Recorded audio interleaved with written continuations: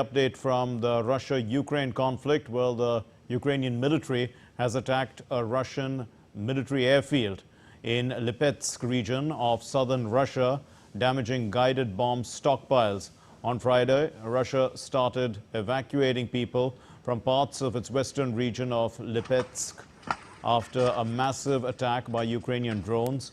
A state of emergency, in fact, was declared in the Lipetsk municipal district as 9 people were injured and power supply was disrupted.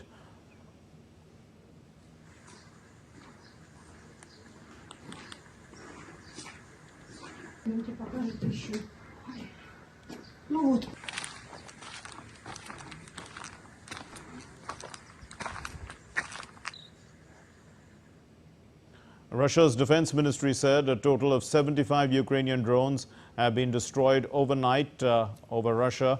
However, Kiev reported drone attack from a Russian side, which Ukraine, the Air Force, the air defense has destroyed overnight.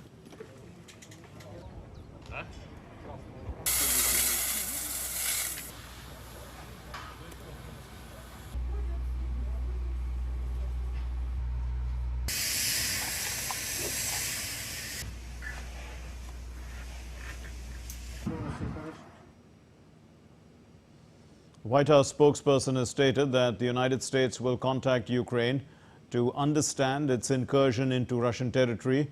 Jean-Pierre emphasized that the U.S. had no prior knowledge of these attacks. We're going to reach out to them to see what their objective is and continue to stay focused. We are going to continue to stay focused on making sure they have what they need to defend themselves against Russia's aggression. Well, DD India correspondent Megumi Lim now joins us live from Kiev with more on this story. Megumi, what has led to Ukraine's renewed drone strength on the battlefield, and does Kiev believe it now has the staying power in this conflict? Well, that's right. This was indeed a massive drone attack carried out by Ukrainian forces against Russia overnight. Ukrainian drones struck a military airfield in Russia's western Lipetsk region, which set off an explosion that detonated apparently more than 700 bombs that were stored there. So this was a pretty significant attack carried out on Russian soil.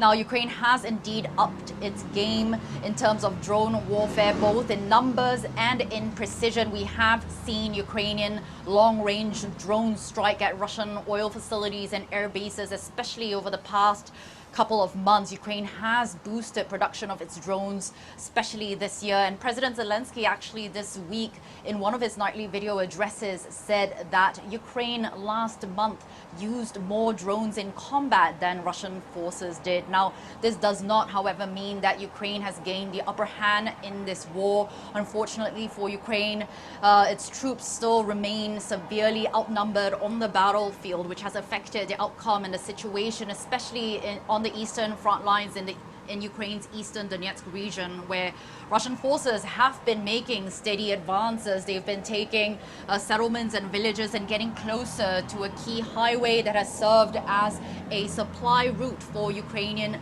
military. They're also getting closer to strategically important cities like Pokrovsk and Chasiv Yar. So things are still not looking very good for the Ukrainian side, because if these strategically important cities fall into Russian hands, Russia will certainly gain even more of an upper hand on the battlefield and in this war.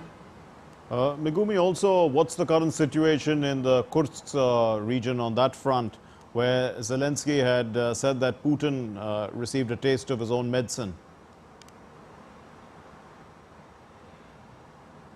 That's right, he did make that insinuation last night in his video address.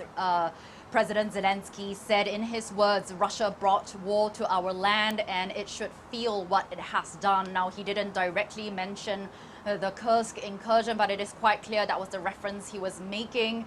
Now, and indeed, this cross-border assault into Russia's Kursk region. It looks like it was designed to bring the war home to Russia, where many people have not truly felt the direct impact of the conflict. Many Russians have been shielded, largely shielded from the war, whereas for Ukrainians, many of their homes, villages have been destroyed, and millions of Ukrainians have been displaced as a result of the war. Now, on the Kursk front, intense fighting has continued, although the Russian Defense Ministry did say they managed to halt Ukrainian advances yesterday, but they also later said that battles are still ongoing. According to reports, Ukrainian forces have managed to capture up to about 100 square kilometers of territory.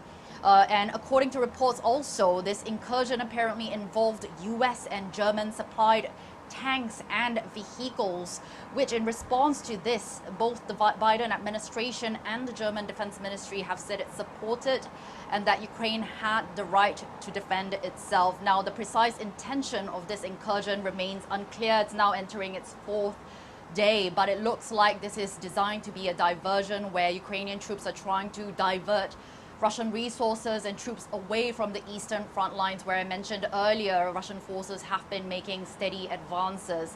Analysts have also suggested that Kiev is possibly trying to gain leverage for any future negotiations with Russia. Megumi live in Kiev. Thanks very much for being with us.